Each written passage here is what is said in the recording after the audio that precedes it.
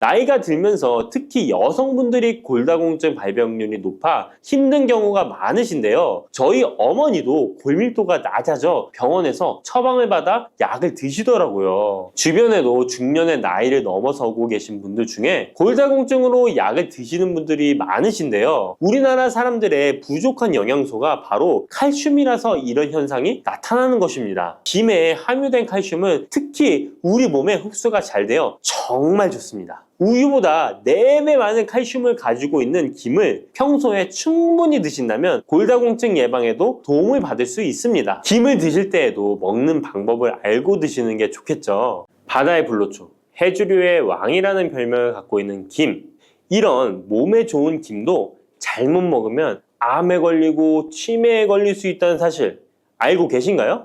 아무리 좋은 음식도 제대로 알고 드실 때 건강을 지키는 보약이 될 수 있는 것이죠. 식탁 위에 빼놓을 수 없는 반찬, 김의 효능 5가지. 김을 드실 때 주의해야 될 분들, 그리고 김과 함께 먹으면 보약이 되는 최고의 음식과 김을 굽는 방법, 좋은 김을 고르는 방법까지 김에 대한 모든 것 알려드릴게요. 입맛도 없고 마땅한 반찬도 없을 때 김 하나만 있어도 밥 한 그릇 뚝딱 해치울 수 있지 않나요? 저도 마찬가지지만 저희 아이들도 김 하나만 있어도 반찬 투정 안 합니다. 이렇게 밥 반찬으로도 최고지만 요즘 전 세계에서 우리나라 문화에 열광을 하며 우리나라 음식에도 관심이 많은데요. 최근에는 특히 바로 이 김에 대한 관심도 높아졌습니다. 냉동김밥이 어마어마하게 많이 팔리면서 김에 대한 인기도 높아져 과자처럼 간식으로 김을 많이 먹고 있다고 하네요. 전 세계적으로 선풍적인 인기를 끌고 있는 김의 첫 번째 효능은 바로 뇌를 건강하게 해서 치매를 예방하는 데 좋다는 것입니다. 김에는 뇌신경을 활성화시키는 비타민 B1과 비타민 B2가 풍부하게 들어있는데요. 이 비타민들이 뇌세포의 건강을 유지하고 신경 전달 물질을 생성하는 데 도움을 주어 기억력을 향상시키고 뇌를 계속해서 활성화시켜줍니다. 또한 미네랄 성분들이 풍부하여 뇌 기능을 활성화하는 데 도움을 주어 치매를 예방할 수 있습니다. 그리고 김에는 포피란이라는 수용성 식이섬유가 풍부하게 함유되어 있는데요. 이 포피란은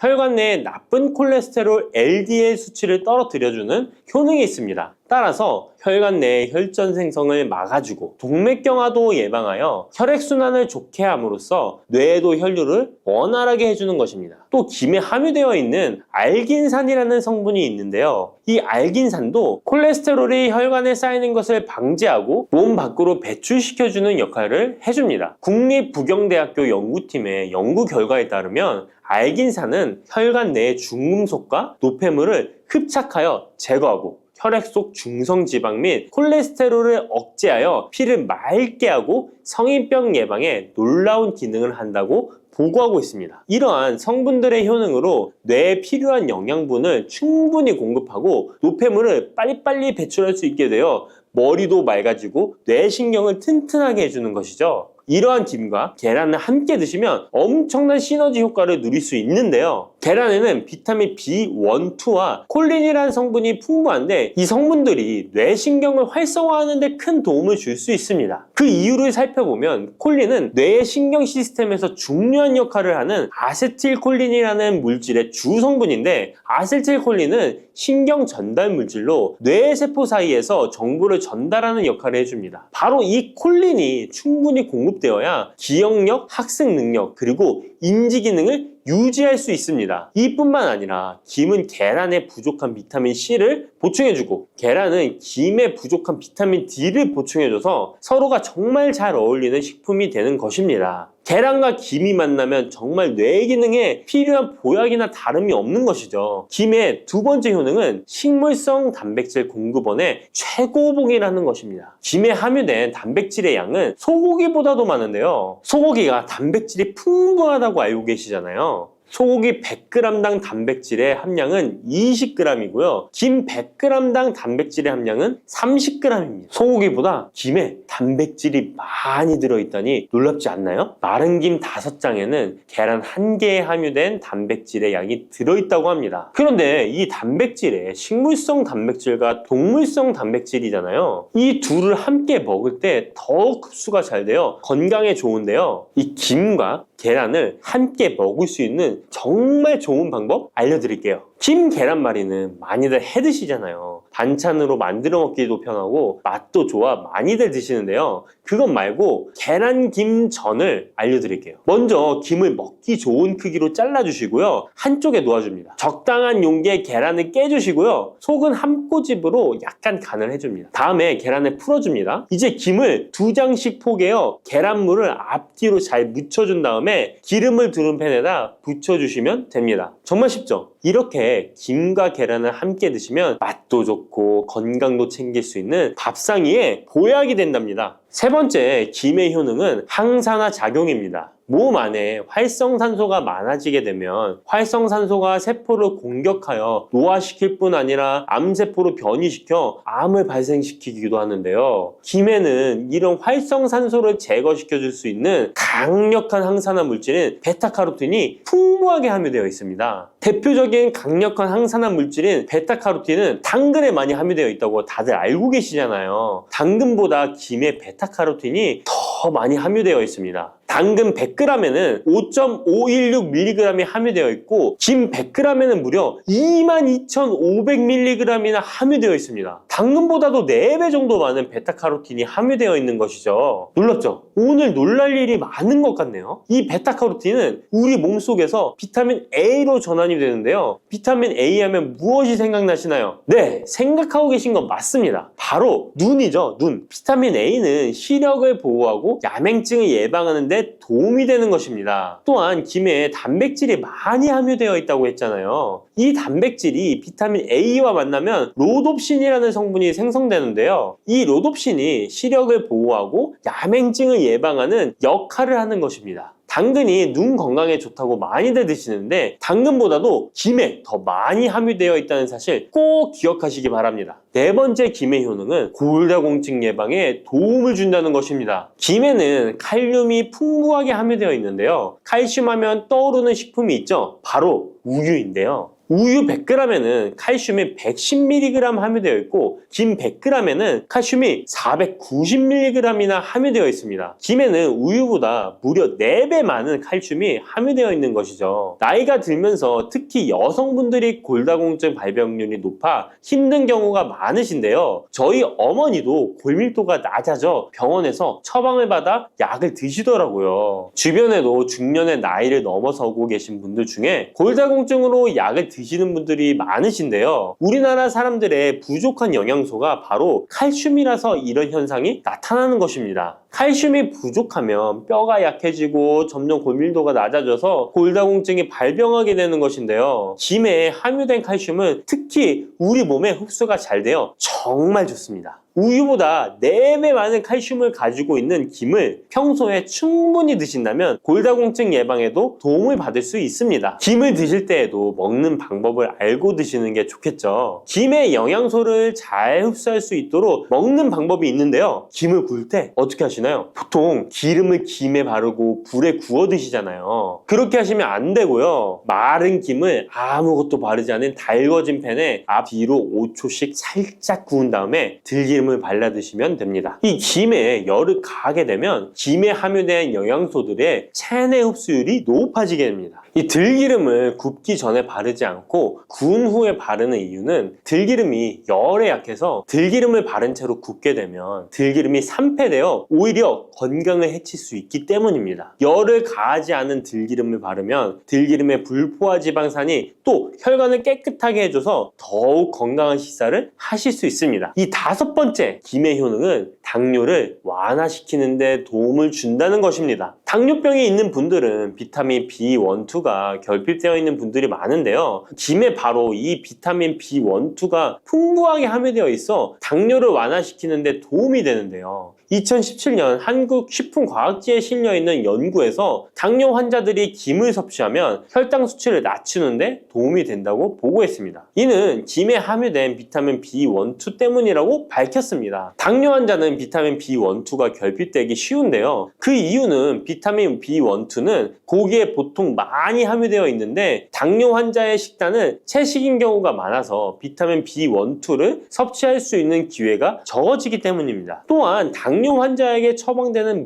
메트포르민 계열의 성분들의 약물이 비타민 B1, 2의 흡수를 방해해 비타민 B1, 2가 결핍될 가능성은 더욱 높아집니다. 당뇨 환자들은 고혈당으로 인해 신경이 많이 손상이 되는데요. 이 때문에 손발끝이 저리거나 통증이 오는 신경합병증이 발생하게 됩니다. 이 증상을 완화시키고 신경이 손상되지 않도록 보호하는 역할을 비타민 B1, 2가 해주는 것입니다. 이런 이유로 당뇨 환자는 비타민 B1, 2의 섭취를 신경 써서 해주는 것이 좋지만 말씀드린 대로 육류 식단은 또 당뇨 환자의 식단에 잘 들어가 있지 않죠. 그래서 비타민 B1, 2가 풍부한 김을 섭취하는 것이 당뇨 환자에게 정말 좋은 대안이 되는 것입니다. 비타민 B1, 2의 하루 권장 섭취량은 2.4mg인데요. 이는 자르지 않은 김 한 장만 섭취해도 충분히 섭취할 수 있는 양입니다. 당뇨가 있는 분들이라면 오늘부터 식사하실 때 김을 꼭 드셔야겠죠? 다만 시중에 판매되는 조미김은 기름에 구워지고 그 기름이 산패될 가능성이 높아 오히려 건강에 해로울 수 있으니까 알려드린 대로 마른 김에 기름을 바르지 않고 달궈진 팬에 살짝 구워 드시기 바랍니다. 그런데 이렇게 평소에 많이 드시고 계신데 잘못 드시면 건강을 해칠 수도 있다는 사실 알고 계신가요? 특별히 갑상선이 약하신 분들은 김을 섭취하는데 주의하셔야겠습니다. 갑상선은 우리 몸에서 가장 중요한 내분비 기관 중 하나인데요. 갑상선은 목 부분 기관지 아래에 위치한 나비 모양의 내분비 기관입니다. 중요한 여러 기능을 하지만 그 중에서도 특별히 대사율을 조절하는 기능을 합니다. 갑상선에 T3, T4 호르몬을 분비하여 우리 몸의 에너지 소비와 체온 조절을 하는데 중요한 역할을 하는 것입니다. 그리고 갑상선 호르몬은 신경 시스템의 정상적인 기능을 유지하는데 꼭 필요한데요. 이 호르몬이 제대로 분비가 되지 않아 수치가 너무 높거나 낮게 되면 우울증, 불안 증세, 기억력 감퇴 등의 문제가 발생할 수도 있습니다. 이 갑상선 호르몬 중에 요오드가 있는데요. 김에 이 요오드가 풍부하게 함유되어 있습니다. 요오드가 부족하면 체중이 늘어나고 탈모가 생길 수 있으며 만성 피로에 힘들어질 수도 있습니다. 세계보건기구에서는 요오드가 부족하면 뇌세포가 손상되고 치매가 발생할 수도 있다고 보고하고 있습니다. 이렇게 중요한 요오드, 김에 풍부하니 먹어야 되는 거 아닌가? 생각하실 수 있잖아요. 맞는 말씀이지만 예외가 있습니다. 갑상선이 약하신 분들은 김 섭취에 주의해야 된다고 했잖아요. 갑상선 저하증이나 항진증이 있는 분들이 김을 많이 드시면 오히려 건강을 해칠 수 있습니다. 건강하신 분들은 김을 많이 드셔도 호르몬 조절이 되어 문제가 없지만 갑상선에 문제가 있어 호르몬 조절이 잘 안 되는 분들은 이 요오드의 수치가 높아지게 되면 체내의 활성산소가 증가하게 되어 염증을 일으키고 갑상선염을 유발하며 심해지면 갑상선 암으로 발전시킬 수도 있습니다. 우리 한국인의 식단에는 이미 요오드의 함량이 높기 때문에 김을 조금만 드셔도 요오드의 수치가 금방 높아질 수 있습니다. 따라서 갑상선에 문제가 있는 분들은 김을 드실 때 주의하셔야 하는 것입니다. 그렇다고 요오드가 풍부한 해조류와 같은 음식을 아예 드시지 말라고 말씀드리는 게 아니라 과량 섭취만 주의하시고 적정량은 드셔도 괜찮습니다. 그렇다면 갑상선에 문제가 있는 분들이 김을 드실 때 해결 방법이 없을까요? 있습니다. 그것은 바로 마늘과 함께 드시는 겁니다. 대표적인 강력한 항암식품이 마늘이잖아요. 마늘에는 셀레늄이라는 성분이 풍부합니다. 이 셀레늄은 다량의 요오드로 인해 발생되는 활성산소로부터 갑상선을 보호하는 역할을 하게 되는 것입니다. 그래서 건강기능식품 기능성 원료로서 유해산소로부터 세포를 보호하는 작용을 한다는 효능을 가지고 있다고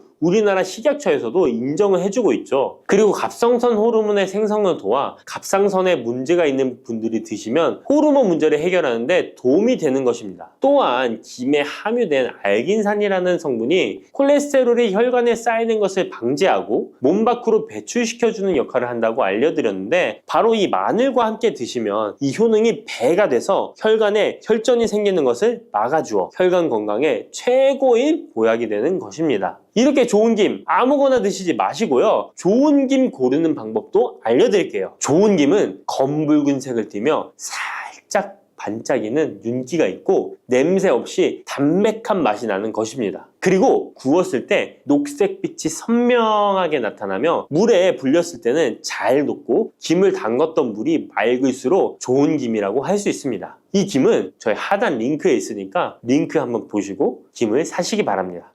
검은 콩 드실 때 제발 이렇게 드세요. 그래야 내장 지방 싹 녹아내리고 치매를 예방할 수 있어요. 검은 콩이 건강에 좋다는 사실 모두 알고 있을 텐데요. 특히 내장 지방을 없애 뱃살을 뺐는데 좋다고 알고 계실 거예요. 또한 검은 콩은 혈관에 쌓이는 콜레스테롤 수치도 낮춰주는 효과가 있다고 하는데요. 그래서 볶아도 먹고 밥에 넣어서도 많이 드시지 않나요? 근데 정작 우리의 뱃살은 빠지지 않고 콜레스테롤 수치도 낮아지지 않는데요. 그건 먹는 방법에 문제가 있기 때문이에요. 물론 검은 콩은 몸에 좋은 역할을 하는 효능이 많이 있지만 어떻게 먹느냐에 따라 오히려 몸에 독이 될 수도 있고 반대로 효능을 극대화시킬 수 있는데요. 그래서 검은 콩에 대해 아주 잘 알고 드셔야 합니다. 이미 잘 알고 계시는 것처럼 검은 콩은 대표적인 블랙푸드입니다. 물론 검은 깨와 흑미도 요즘 건강식으로 많이 찾으시는 식품이고요. 블랙푸드라는 게 말 그대로 껍질이 검정색이라서 블랙푸드인데요. 그렇다면 검은 콩은 도대체 뭐가 그렇게 좋은 걸까요? 검은 콩의 효능 중에 첫 번째는 항산화 효과입니다. 검은 콩에는 플라보노이드라는 강력한 항산화 성분이 풍부하게 들어있는데요. 플라보노이드는 식물세포에 존재하는 물질로 항산화 작용을 통해 우리 몸에 산화 스트레스를 줄여주는 역할을 합니다. 산화 스트레스라는 게 뭐냐면 우리 몸의 세포가 손상되는 원인 중 하나로, 이것은 환경적인 요인, 염증, 그리고 우리 몸의 자연적인 대사 과정에서 발생하는 스트레스라고 생각하시면 됩니다. 이런 산화 스트레스로 인해서 활성산소라는 물질이 생겨 세포 손상, 노화, 다양한 질병의 발병을 촉진할 수 있는 거죠. 그런데 검은 콩에 들어있는 항산화제인 플라보노이드는 세포의 손상을 예방해서 우리 몸에 산화 스트레스를 줄여줍니다. 이는 노화를 느리게 하고 심장질환, 암, 알츠하이머 병 등과 같은 여러 가지 질병의 위험을 줄이는데 도움이 되는데요. 그렇기 때문에 검은 콩은 플라보노이드 함량으로 인해 우수한 항산화 식품으로 간주됩니다. 검은 콩의 효능 두 번째는 혈당 조절에 좋습니다. 혈당이란 간단히 말하면 우리 몸에서 음식을 소화하면서 만들어지는 당을 말하는 건데요. 이 당이 우리 몸의 에너지를 만드는데 꼭 필요하죠. 그런데 당이 너무 많아지면 몸에 나쁜 영향을 줄 수 있어요. 그래서 우리 몸은 당을 잘 조절해야 합니다. 그렇다면 검은 콩이 어떻게 혈당을 조절하는 걸까요? 바로 검은 콩 안에는 단백질과 식이섬유가 많이 들어있는데, 단백질은 우리 몸을 튼튼하게 만드는 데 도움을 주고 식이섬유는 포만감을 느껴지게 해서 먹는 양을 줄일 수 있게 도와줍니다. 여기서 식이섬유의 역할이 중요한데요. 식이섬유는 당이 너무 빨리 몸에 흡수되는 것을 막아줍니다. 이렇게 되면 당이 천천히 몸에 흡수되어 혈당이 급격하게 오르는 것을 막아주게 되는 거죠. 검은 콩의 효능 세 번째는 콜레스테롤 수치 조절입니다. 검은 콩은 콜레스테롤 수치를 낮추는데 도움이 되는데요. 콜레스테롤은 우리 몸이 필요로 하는 지방 중 하나이지만 이게 너무 많으면 혈관을 막아 심근경색이나 뇌혈관 질환을 일으키는 원인이 되는 거죠. 근데 검은 콩에 들어있는 식이섬유는 우리 몸에서 콜레스테롤을 흡수하는 것을 줄여주는 역할을 합니다. 그 중에서 특히 검은 콩에 들어있는 용해성 식이섬유는 콜레스테롤과 결합하여 그것을 체외로 배출하는데 도움을 주는데요. 그것 말고도 검은 콩에는 불포화 지방산이라는 건강한 지방도 풍부하게 들어있습니다. 이 불포화 지방산은 나쁜 콜레스테롤인 LDL 콜레스테롤을 줄이고 좋은 콜레스테롤인 HDL 콜레스테롤을 늘려주는 역할을 합니다. 이렇게 해서 심장 건강을 유지하는 데 도움을 주게 되는 거예요. 검은 콩의 효능, 네 번째는 눈 건강에 좋습니다. 검은 콩에는 눈 건강에 도움이 되는 여러 가지 영양소가 들어있는데요. 그 중에서도 루테인과 제아잔틴은 눈 건강에 특히 중요한 역할을 합니다. 루테인과 제아잔틴은 우리 눈의 황반 부분에 많이 있는 영양소인데 이 황반은 우리가 선명하게 볼 수 있게 해주는 중요한 부분입니다. 루테인과 제아잔틴은 이 황반을 보호해주고 밀도를 유지시켜 눈의 노화를 막아주고 블루라이트와 같은 유해 파장의 빛으로부터 보호하는 역할을 하게 되는 거죠. 특히 루테인과 제아잔틴은 황반병성이라는 눈 질환을 예방하는 데 도움을 주는데요. 황반병성은 우리가 나이를 먹으면서 발생할 수 있는 눈의 질환으로 이 증상이 심해지면 시력을 잃게 만드는 주요 원인 중 하나입니다. 검은 콩의 다섯 번째는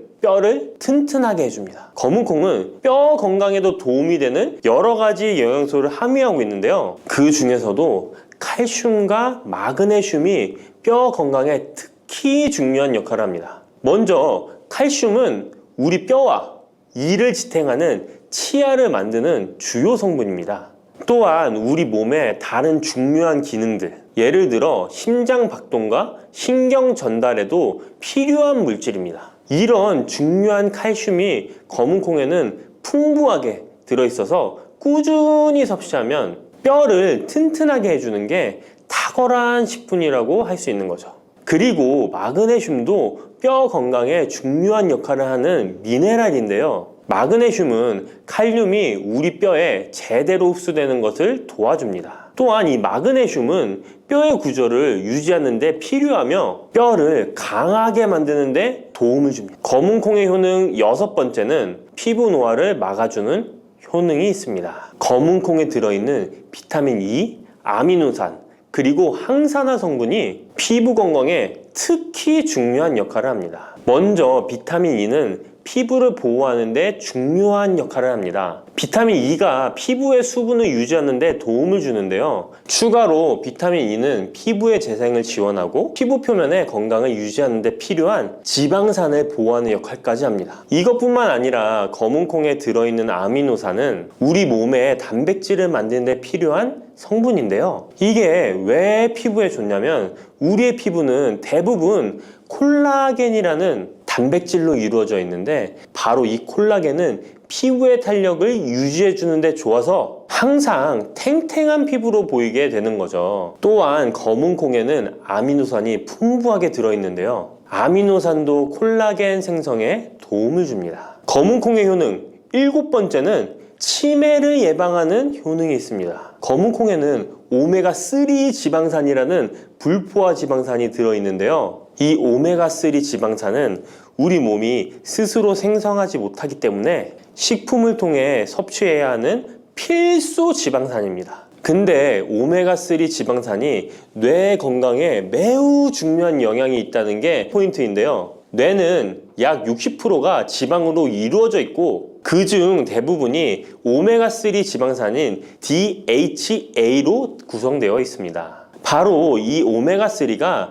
뇌세포의 막을 구성하며 신경 전달 물질의 생성과 기능에 관여하여 학습 능력과 기억력을 향상시키는 데 도움을 줍니다. 또한 오메가3 지방산은 뇌 염증을 줄이고 뇌세포를 보호하는 역할도 하는데요. 이것은 뇌 노화를 지연시키고 뇌 질환을 예방하는 데 도움을 주게 되는 거죠. 결국 오메가3 지방산은 치매 같은 뇌질환의 위험을 감소시키는데 효과적이라고 할 수 있습니다.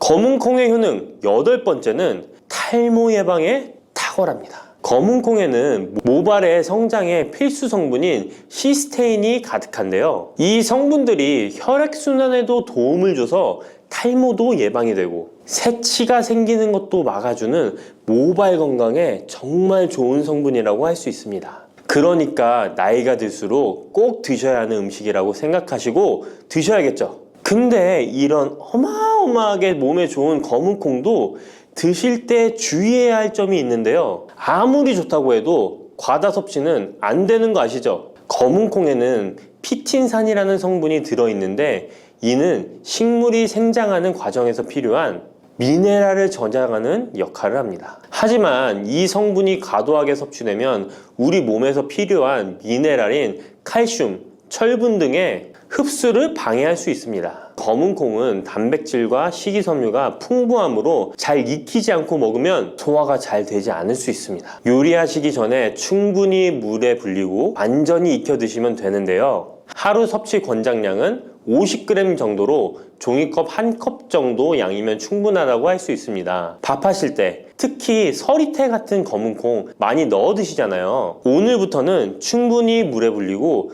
무조건 많이 넣는다고 좋은 건 아니니 적당량을 잘 넣어서 드시면 좋겠습니다. 근데 검은콩 드실 때 다른 음식들과 같이 먹게 되는데요. 밥 지을 때 넣거나 다른 음식과 같이 먹기도 하는데 같이 먹으면 오히려 독이 되는 음식이 있다는 거 아시나요? 검은콩과 함께 먹으면 독이 되는 음식 첫 번째는 우유입니다.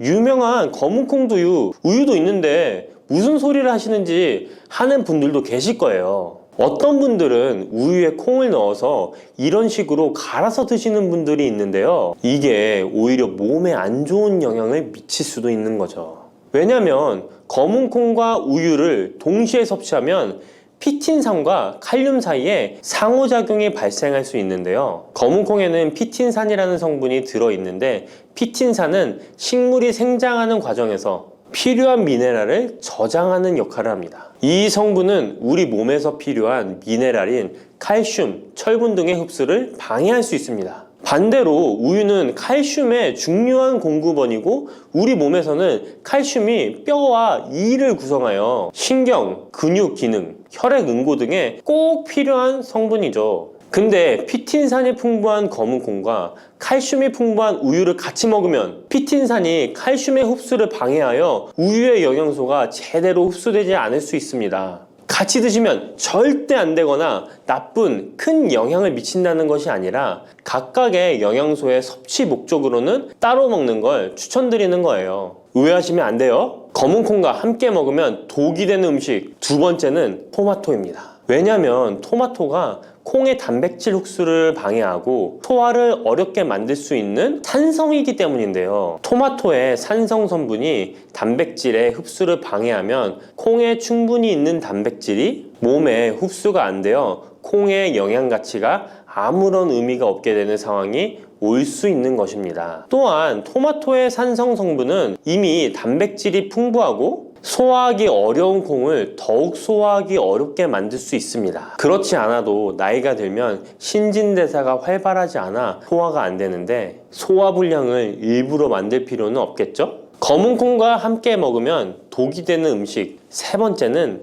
달걀입니다. 달걀에는 비타민 A가 풍부하게 들어있는데요. 비타민 A는 우리 몸의 면역 시스템을 강화시키며 시력을 유지하는 데 필요하고 세포의 성장과 분열에 중요한 역할을 합니다. 그리고 검은콩에는 트립신이라는 아미노산이 들어있는데요. 트립신은 우리 몸에 단백질을 만드는데 필요한 중요한 구성 요소이며 신경 전달 물질인 세로토닌과 멜라토닌의 생산에도 필요한 아미노산입니다. 그런데 달걀의 비타민 A와 검은콩의 트립신이 함께 섭취되면 어떻게 될까요? 둘 사이에 화학적 상호작용이 발생하여 소화 과정에 영향을 미칠 수 있는데요. 이 상호작용은 단백질의 소화를 방해하거나 비타민 A의 흡수를 저해하게 되는 거죠. 트립신은 소화효소의 활동을 저해하는 특성이 있습니다. 따라서 트립신이 풍부한 검은콩과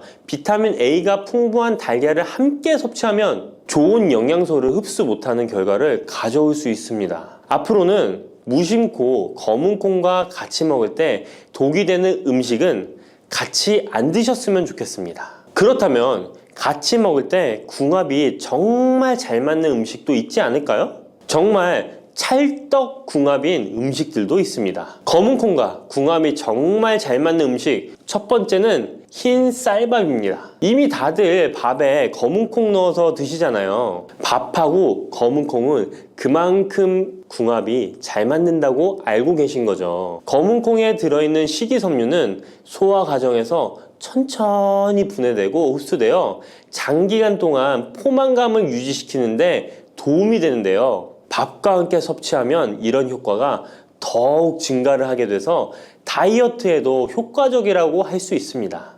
검은콩에는 저항성 전분이라는 성분이 들어있는데 이 성분은 혈당 수치의 급격한 상승을 막아주는데요. 흰 쌀밥에는 탄수화물이 많아서 혈당 수치가 급격히 상승할 수 있지만 검은콩과 함께 섭취를 하면 당 수치를 완화시키는데 도움이 되는 거죠. 이처럼 검은콩과 흰 쌀밥을 같이 먹으면 충분한 영양소 섭취, 포만감, 혈당 조절 이렇게 일석삼조의 효과를 누릴 수 있으니 정말 찰떡궁합인 것입니다. 검은콩과 궁합이 정말 잘 맞는 음식 두 번째는 당근입니다. 당근에는 비타민, 미네랄, 식이섬유 등 다양한 영양소를 함유하고 있는데요. 특히 루테인이 풍부한 당근은 강력한 항산화 효과와 눈 건강을 유지하는 데 좋은 재료입니다. 검은콩과 루테인이 풍부한 당근을 함께 섭취하면 콩의 단백질이 당근의 영양소를 흡수를 돕는 동시에 당근의 루테인이 콩의 영양소 흡수를 돕습니다. 서로 소화가 잘 되게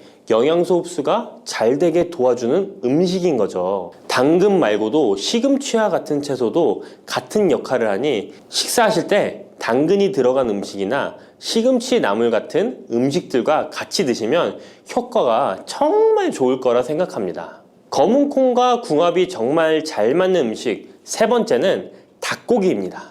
검은콩은 식물성 단백질의 좋은 원천이라고 잘 알고 있을 거예요. 근데 식물성 단백질은 동물성 단백질에 비해 필수 아미노산의 비율이 적은데요. 필수 아미노산은 우리 몸이 스스로 생산할 수 없는 아미노산으로 반드시 음식을 통해 섭취해야 하는 성분입니다. 닭고기는 동물성 단백질의 좋은 원천이며 모든 필수 아미노산을 골고루 함유하고 있습니다. 따라서 검은콩과 닭고기를 함께 섭취하면 두 가지 종류의 단백질이 서로를 보완하게 되는데요. 이렇게 함께 섭취하면 검은콩에서는 얻을 수 없는 필수 아미노산을 닭고기에서 보충할 수 있습니다. 반대로 동물성 단백질만을 섭취할 때보다 식물성 단백질의 섭취 비율을 늘려주는 것은 심혈관 건강에도 정말 좋은 효과를 볼 수 있습니다.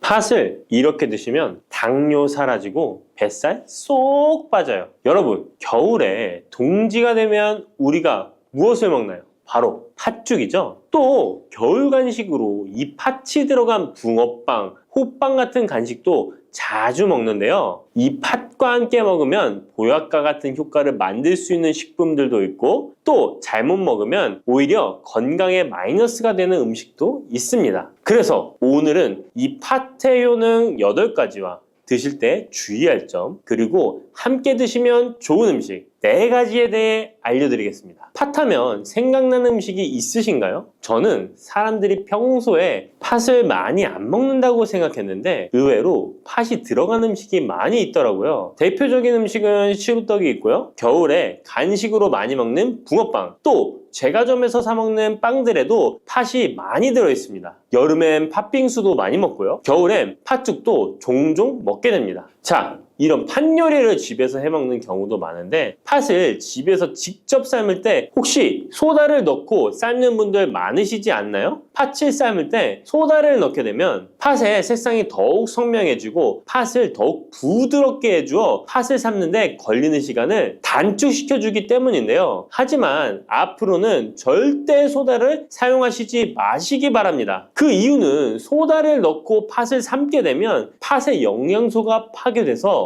팥에 좋은 성분을 먹을 수 없게 되기 때문인데요. 자, 그래서 어떻게 팥 요리를 하는 게 좋은지 알려드릴게요. 팥을 삶을 때 먼저 흐르는 물에 깨끗이 세척해서 이물질을 제거해주시고요. 물에 담가 약 4시간 정도 불려주십니다. 그렇게 불린 팥을 물에 넣어 삶아주면 붉은색의 팥 삶은 물이 생기잖아요. 바로 이 팥을 삶은 물이 건강에 정말 좋다는 사실 알고 계셨나요? 그 이유는 팥에 들어있는 사포닌이라는 성분 때문입니다. 간혹 팥 삶은 첫물에는 팥에 독소가 있어서 버려야 한다는 분들이 계신데요. 이는 잘못된 정보입니다. 왜냐하면 팥 삶은 첫물에 사포닌 성분이 가장 많이 들어있기 때문에 이걸 버리지 마시고 따로 담가 두었다가 하루에 한두 잔씩 차로 드시면 좋습니다. 자, 그럼 이제 팥의 구체적인 효능에 대해 말씀드릴 건데, 첫 번째는 혈관 건강에 많은 도움이 된다는 것입니다.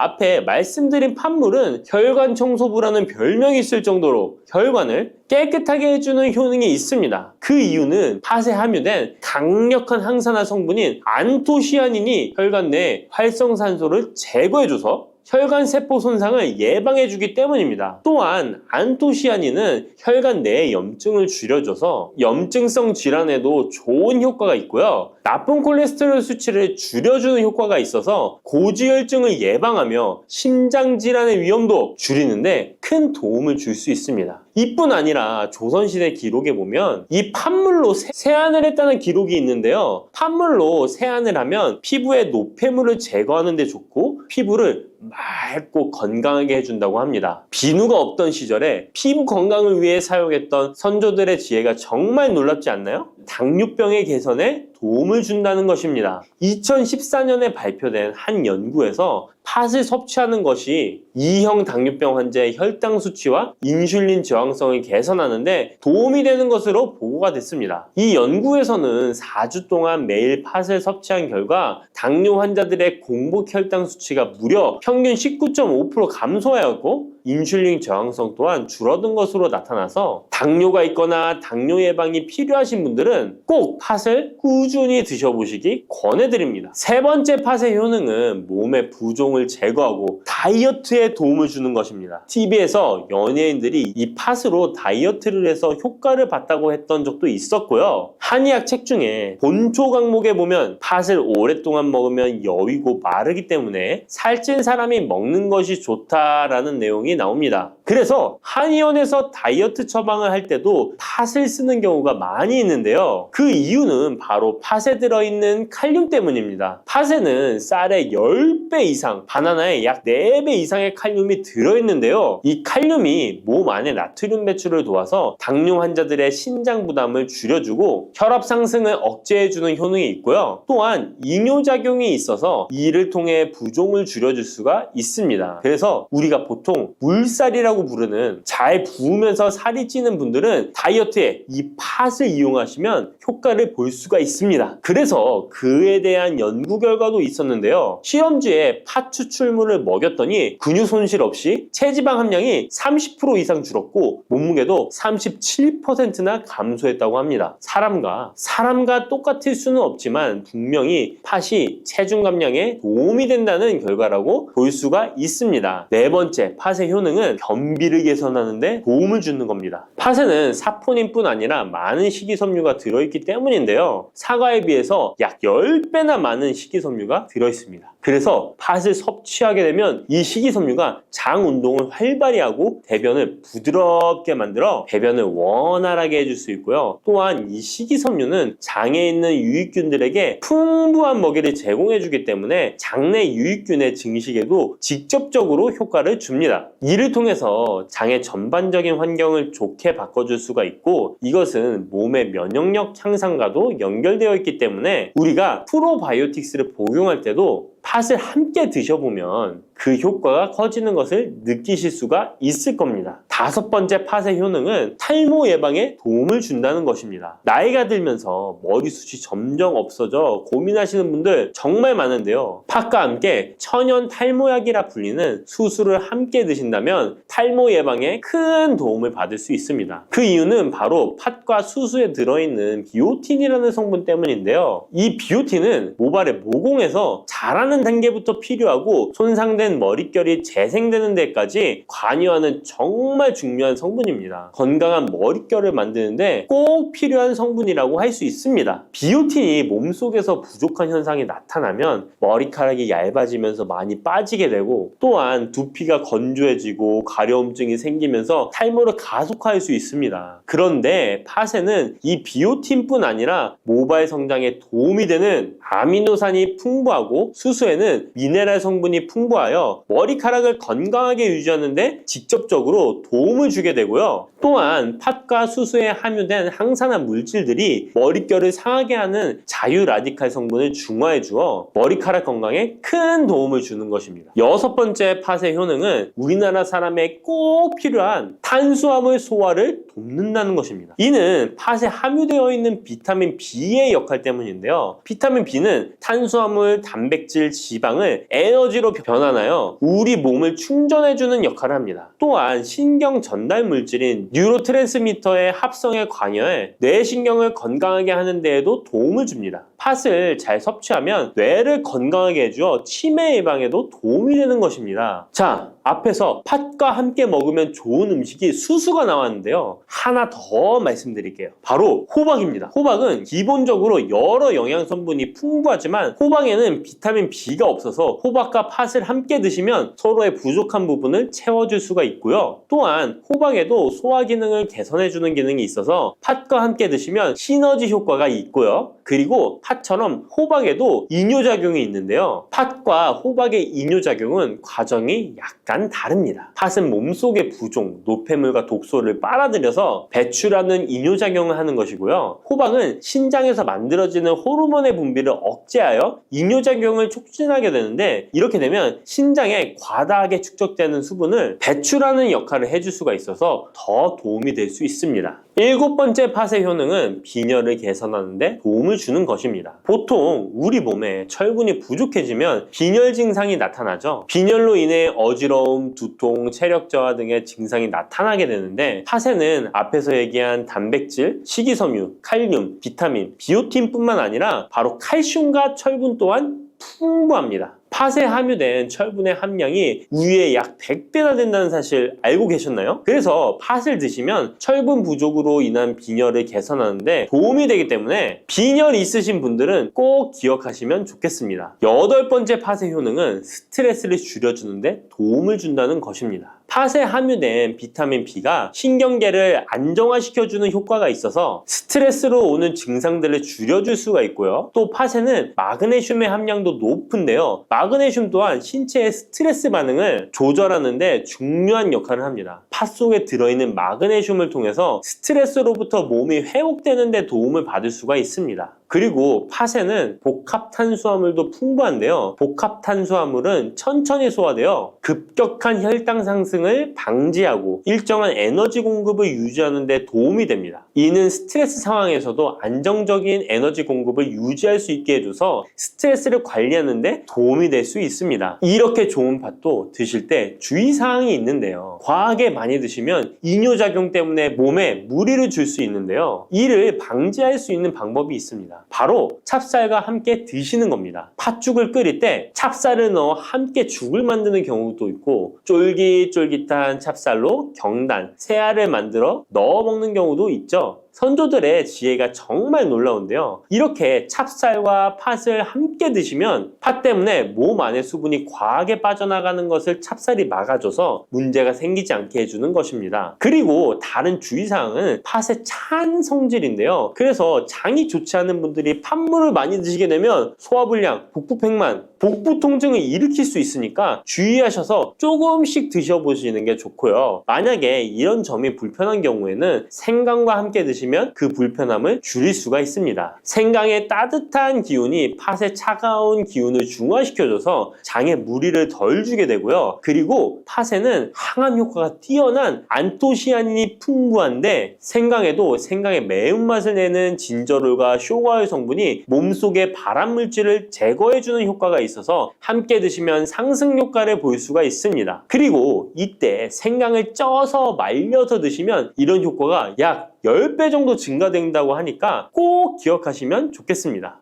녹두는 이렇게 드셔야 당뇨가 예방되고 혈당이 쑥 떨어집니다. 한의학에서는 약으로 사용할 정도로 약효가 뛰어난 식재료가 녹두입니다. 우리 선조들은 이 약효를 잘 알고 일반 가정에서도 많이 사용했습니다. 이런 녹두가 만병의 근원인 고혈압과 당뇨에도 좋다는 사실 알고 계셨나요? 그런데 이렇게 좋다는 녹두도 잘 알고 드셔야 하는데요. 잘못 드시면 우리 몸에 독이 될 수도 있고 잘 드시면 보약이 될 수도 있습니다. 녹두는 어떻게 또 무엇과 먹어야 되고 주의할 점은 무엇인지 모두 알려드릴게요. 녹두에 약간 거친 식감을 싫어하시는 분들이 껍질을 까고 녹두 속 알맹이만 드시는데요. 녹두에 놀라운 영양 성분들이 거의 다 껍질에 있기 때문에 녹두 껍질은 반드시 함께 드셔야 합니다. 녹두에는 식이섬유가 풍부하고 소화를 돕는 효소가 많아 소화가 잘 안 되는 분들이 드시면 도움이 되는데요. 녹두에 풍부한 식이섬유가 장 운동을 활발하게 하고 소화를 돕는 효소가 장내의 유익균을 풍성하게 해줘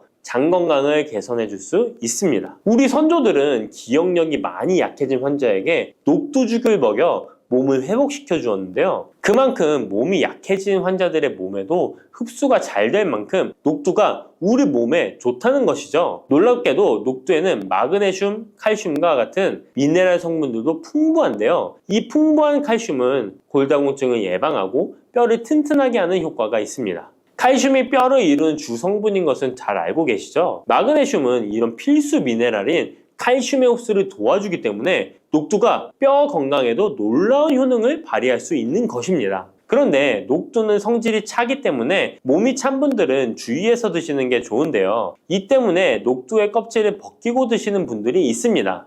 하지만 마늘과 함께 드신다면 몸이 찬 분들도 조금 더 편안하게 녹두를 드실 수 있습니다. 마늘의 따뜻한 성질이 녹두의 찬 성질을 중화시켜주기 때문이죠. 이뿐만 아니라 마늘이 대표적인 항암식품인 사실은 알고 계시잖아요.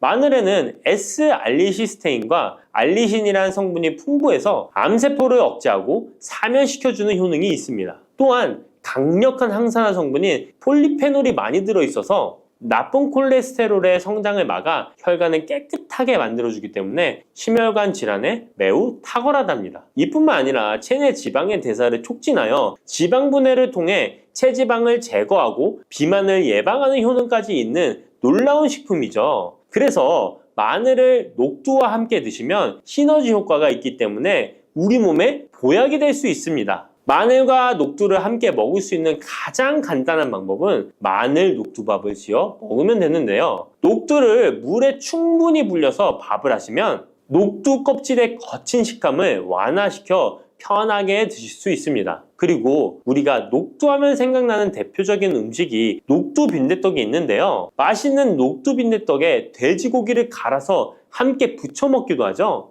이 방법은 영양학적으로도 탁월한 조합이 됩니다. 녹두에 부족한 필수 아미노산인 트립토판 같은 성분이 돼지고기에 풍부하게 들어있기 때문인데요. 트립토판이나 메티오닌 같은 필수 아미노산은 우리 몸에서 합성되지 않아 반드시 음식을 통해 섭취해야 합니다. 돼지고기가 이런 아미노산의 훌륭한 공급원이 될 수 있기 때문에 나이가 들면서 기력이 약해진 분들이 녹두와 돼지고기를 함께 드시게 되면 기력 회복에 좋은 효과를 보실 수 있습니다. 또한 돼지고기에는 단백질이 풍부하여 근육을 튼튼하게 하는데 도움을 주고 풍부한 비타민 B1은 피로 회복과 신경 안정에도 매우 효과적입니다. 철분도 풍부해 나이가 들며 부족해지는 철분 보충에도 효과를 볼 수 있고 필수 지방산인 리놀렌산이 많아 동맥경화와 고혈압 같은 성인병의 예방, 아연, 셀레늄, 비타민 B6 등의 영양소가 면역력을 강화하는 데에도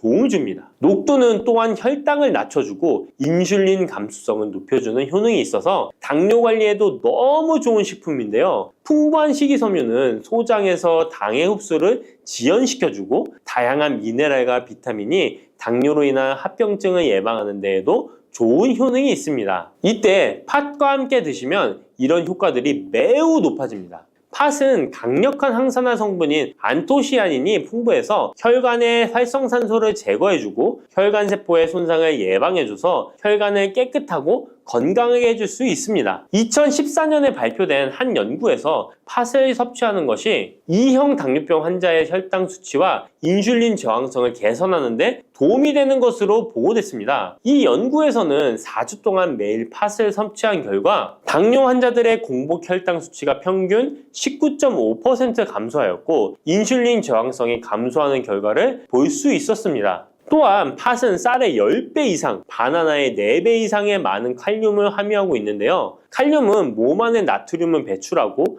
당뇨 환자의 신장 기능을 강화시켜주며 혈압 상승을 억제해주는 효능이 있습니다. 팥은 한의원에서 다이어트를 위한 처방을 할 때도 사용되는데 팥의 풍부한 칼륨은 이뇨작용을 통해 부종을 줄여줄 수 있기 때문에 지방이 몸에 축적이 잘 되어 살이 찌는 사람에게 효과적입니다. 특히 쉽게 붓고 살이 찌는 분들에게 더욱 효과가 좋은데요. 한 실험에서 실험쥐에 팥 추출물을 먹였더니 체지방 함량이 30% 이상 줄었고 몸무게도 37%나 감소한 결과를 발표하기도 했습니다. 자, 이렇게 녹두와 함께 복용하면 좋은 식품들을 알아보았는데요. 그렇다면 녹두를 복용할 때 주의할 점은 어떤 것이 있는지도 한번 살펴보겠습니다. 첫 번째는 녹두의 차가운 성질인데요. 녹두의 차가운 성질은 우리 몸의 열을 낮춰주고 스트레스를 해소하는 효과가 있습니다. 또한 염증 완화를 시키고 통증을 줄이는 데도 도움이 되는데요. 그래서 녹두로 속을 채운 베개를 쓰면 두통이 완화되기도 합니다. 다만 이런 찬 효능 때문에 녹두를 드실 때 주의하셔야 하는데요. 평소 몸이 찬 분들이 녹두를 많이 드시게 되면 오히려 몸에 해가 될 수 있습니다. 위나 장이 차가워지면 소화력이 떨어지고 복통이나 변비, 설사가 나타날 수 있습니다.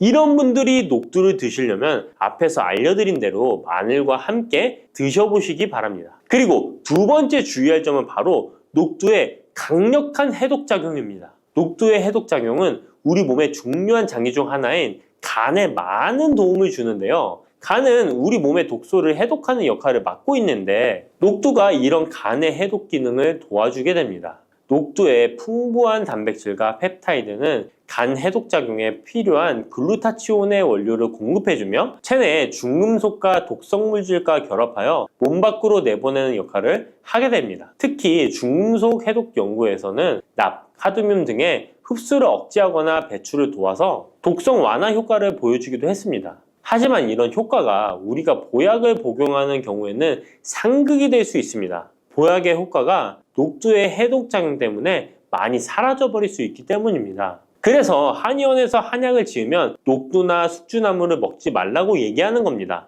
이런 녹두의 해독작용은 녹두의 껍질에 있는 성분 때문에 나타나게 되는데요. 따라서 껍질을 제거하고 만든 요리나 녹두 전분으로 만든 청포묵, 녹두당면을 드시면 녹두의 해독작용은 누릴 수가 없습니다. 물론 녹두 껍질을 제거해도 알맹이에 영양 성분들이 풍부한데요. 해독작용이 필요한 경우에는 껍질을 제거하지 않고 복용하시는 게 좋습니다. 세 번째로 복용 시에 주의할 점은 녹두의 풍부한 칼륨입니다. 앞에서 얘기했던 것처럼 칼륨은 나트륨을 배출해주며 당뇨와 고혈압에 도움이 되지만 신장이 약하신 분들에게는 간혹 독이 될 수 있습니다. 신장이 약하신 분들이 녹두를 필요 이상 많이 드시게 되면 칼륨 배출이 제대로 안 되면서 몸에 칼륨이 쌓여서 고칼륨 혈증이 발생할 수 있습니다. 그렇게 되면 근육 약화나 부정맥, 심장 질환 등의 증상이 발생할 수 있으니까 신장이 약하신 분들은 과도하게 많이 드시지 않는 게 좋습니다. 50대 이후에 근육이 많이 빠졌다면 이것을 드시면 됩니다. 요새 들어 몸이 예전 같지 않다고 느끼시는 분들 계신가요? 만약 그런 분들이 계신다면 몸에 단백질이 부족한 것을 의심해 볼 수도 있습니다. 나이가 들면서 왜 단백질 섭취가 중요한지, 그리고 그에 따른 여러 가지 사실들을 알아보려고 하는데요. 나이 들수록 단백질이 더 중요하다는 말을 들어보신 분들도 많이 있을 거예요. 우리 몸의 필수 영양소라는 단백질, 이 단백질 섭취가 중요한 이유 5가지를 알려드릴게요. 첫 번째는 근감소증 예방입니다. 나이가 들면 근육량이 자연스럽게 줄어들게 되는데요. 이를 근감소증이라고 합니다. 근감소증은 근육이 빠르게 줄어드는 질환으로 단백질은 근육을 구성하는 주요 성분인데요. 단백질을 충분히 섭취하지 않으면 근육량이 급격히 줄어들게 되고, 이렇게 되면 근력도 같이 약화되며 근감소증을 유발할 수 있습니다. 단백질이 부족하게 되면 그 진행이 훨씬 더 빨라질 수 있는데요. 근육이 줄어들게 되면 일상생활을 하기 어려워지고, 이렇게 되면 근육이 더 감소하게 되는 악순환이 생길 수 있습니다. 단백질 섭취와 운동을 병행하는 게 가장 좋겠죠? 단백질이 중요한 이유 2번째는 면역력 증가입니다. 단백질과 면역력이 연관이 있다고 하시며 의아해 하시는 분들이 있으시죠? 단백질은 우리 몸속의 세포 그리고 장기뿐만 아니라 수많은 호르몬을 구성하는 중요 요소입니다. 또 단백질은 면역 시스템에서 중요한 역할을 하는 항체와 효소를 생산하는데 백혈구라고 많이 들어보셨죠? 이 백혈구는 감염을 인식하고 싸우는 주요 면역 세포인데요. 이 백혈구가 주로 단백질을 사용하여 병원균을 인식하고 항체를 만들어 병원균을 물리치는데 중요한 역할을 합니다. 또한 우리 몸의 중요한 면역 세포도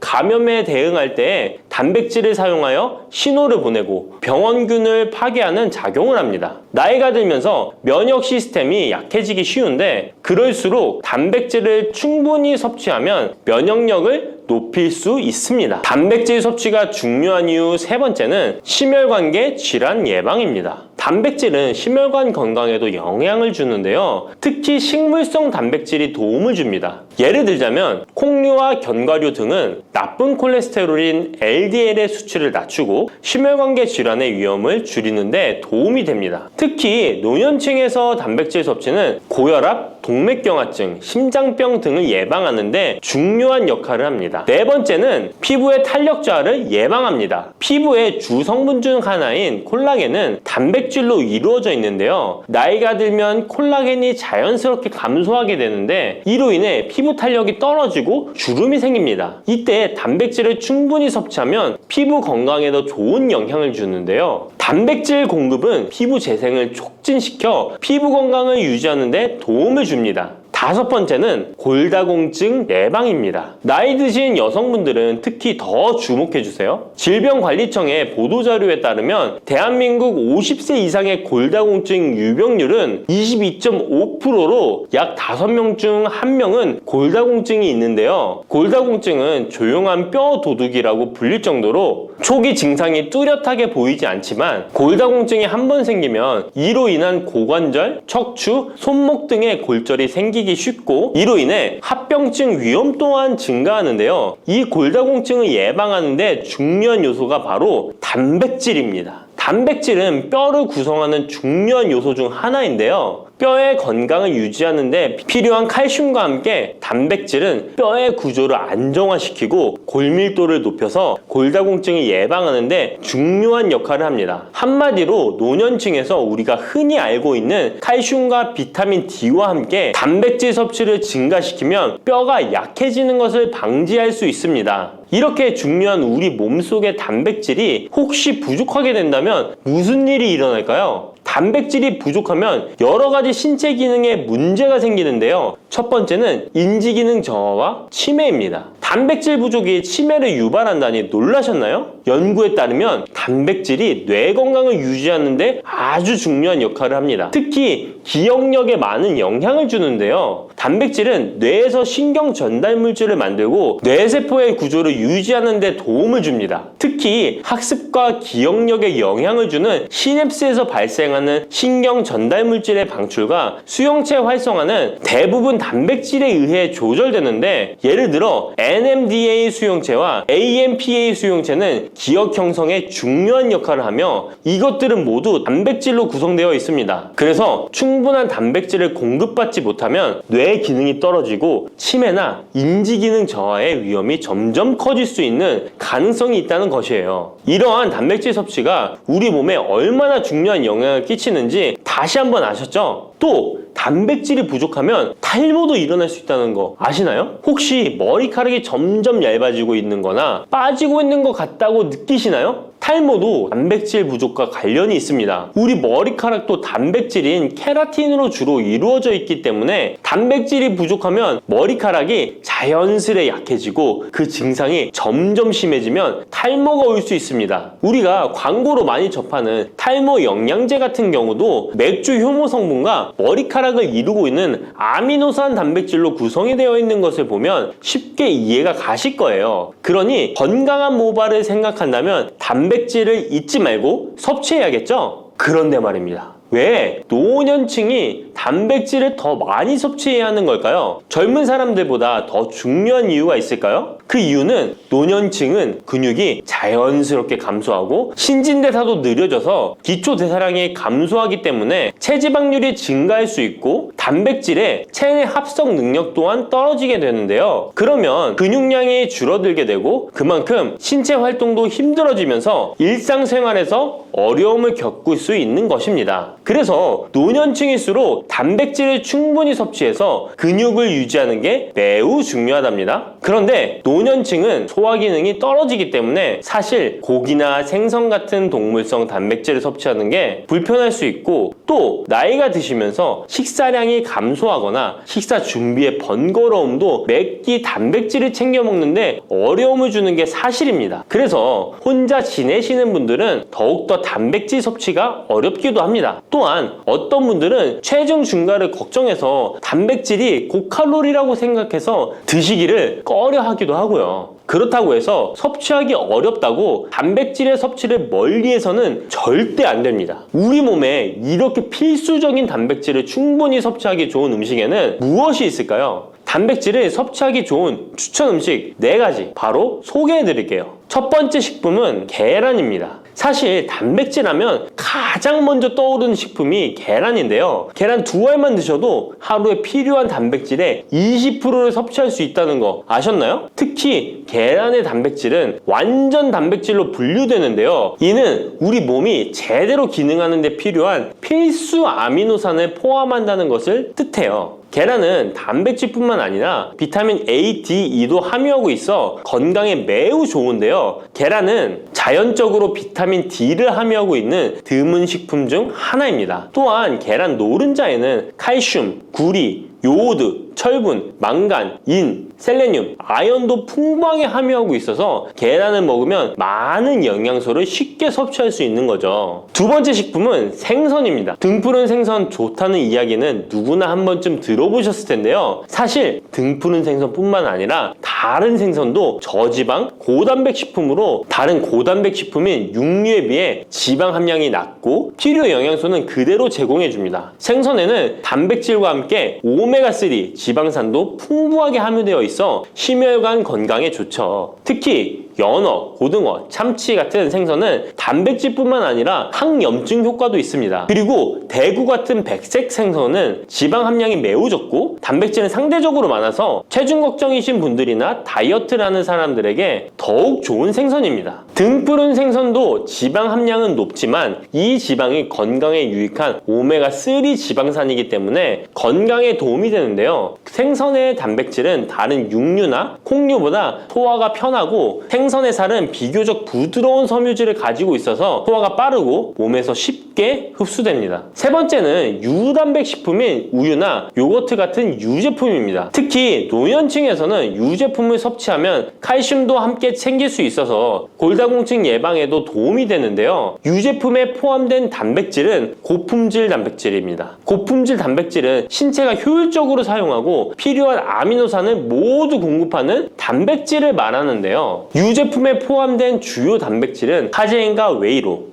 두 가지 모두 필수 아미노산을 풍부하게 포함하고 있습니다. 웨이 단백질은 소화가 쉽기 때문에 운동 직후 우유를 섭취하시면 근육에 아미노산을 빠르게 공급할 수 있고 카제인은 천천히 흡수되어 장시간 동안 일정한 수준의 아미노산을 제공해 근육 손실을 방지하는 데 도움을 줍니다. 하지만 우유를 먹으면 속이 불편하신 분들도 계시죠? 많은 사람들이 유제품을 섭취할 때 소화 불편을 겪을 수 있는데 특히 락토스 불내증, 즉 유당 불내증이 있는 경우입니다. 그러나 요즘에는 이런 분들을 위한 락토스를 제거한 락토프리 우유나 치즈, 요구르트 등은 락토스가 거의 없거나 적은 제품들이 많이 나와 있는데요. 락토스 불내증이 있는 사람도 이런 유제품은 문제없이 섭취할 수 있습니다. 소화가 어려우신 분들은 참고하셔야겠죠? 네 번째는 콩류입니다. 콩류 또한 식물성 단백질로 유명하죠. 콩류는 식물성 단백질을 제공하는 대표적인 식품인데요. 두부나 두유 같은 식품으로도 쉽게 섭취할 수 있고요. 콩류와 같은 식물성 단백질은 고기나 유제품과 같은 동물성 단백질에 비해 지방 함량이 낮고 콜레스테롤이 없는 특징을 가지고 있습니다. 특히 콩, 렌틸콩, 병아리콩, 검정콩 등 다양한 종류의 콩류는 필수 아미노산을 풍부하게 포함하고 있어 신체가 필요로 하는 단백질을 고루 제공하는데요. 특히 고기나 생선 같은 동물성 단백질이 소화가 어려우신 분들에게는 두부나 비지찌개 같은 소화가 잘 되면서도 단백질도 섭취할 수 있는 콩류가 좋은 단백질 식품입니다. 이렇게 몸에 필수적인 단백질, 음식만으로 충분히 섭취되면 좋겠지만 그게 어려운 경우도 있을 텐데요. 이때 단백질 보충제도 좋은 선택이 될 수 있습니다. 운동 후에 빠르게 단백질을 보충하고 싶을 때나 식사를 통해 충분한 단백질을 섭취하기 어려운 경우 보충제가 유용한데요. 마트에서 쉽게 찾을 수 있는 단백질 파우더나 고단백 프로틴바를 이용하면 간편하게 단백질을 보충할 수 있습니다. 하지만 이렇게 간편하게 섭취할 수 있는 제품들 몸에 좋다고 많이 섭취하면 좋을까요? 과량 섭취할 때도 큰 문제가 될 수 있습니다. 한 번에 과도한 단백질은 신장에 부담을 줄 수 있고 또 체내에서 불필요하게 지방으로 축적될 수 있습니다. 단백질의 하루 권장 섭취량은 성인 기준 몸무게 1kg당 약 1g인데요. 하루 권장 섭취량을 꼭 지키는 게 중요하죠. 한마디로 보충제는 식사로 부족한 부분을 보충하는 역할만 하도록 하고 식사로 골고루 단백질을 섭취하는 게 가장 이상적입니다. 마지막으로 단백질 섭취 시 간단한 팁을 알려드리겠습니다. 매 끼니마다 조금씩 단백질을 나눠서 섭취하는 게 단백질 흡수에는 효과적인 거 아셨나요? 단백질은 탄수화물과 지방과 다르게 잉여 단백질이 몸에 저장되지 않는데요. 그 때문에 한 번에 과량으로 섭취하면 소화가 어려워지거나 신장에 부담만 줄 수 있고 단백질은 필요 이상의 단백질은 배출되기 때문에 번거롭더라도 매일 조금씩 몇 끼마다 꾸준히 섭취하는 게 중요합니다. 고기 좋아하시는 분, 채소를 더 선호하시는 분, 이제는 다 같은 단백질이라고 생각하지 마시고 동물성 단백질과 식물성 단백질을 골고루 섭취해야 하는데 동물성 단백질은 식물성 단백질에는 부족한 아미노산이 풍부하고 식물성 단백질은 동물성 단백질에 비해 지방이 적고 섬유질도 같이 섭취할 수 있습니다. 우리가 평상시에 먹는 한식은 사실 단백질 섭취에 아주 좋은데요. 식탁에 단백질이 풍부한 계란, 생선, 두부, 콩들을 반찬으로 두어 개만 먹어도 쉽게 몇 끼마다 몸에 필요한 단백질을 섭취할 수 있습니다. 이제부터 잊지 마시고 단백질이 풍부한 반찬 꼭 드셔주세요.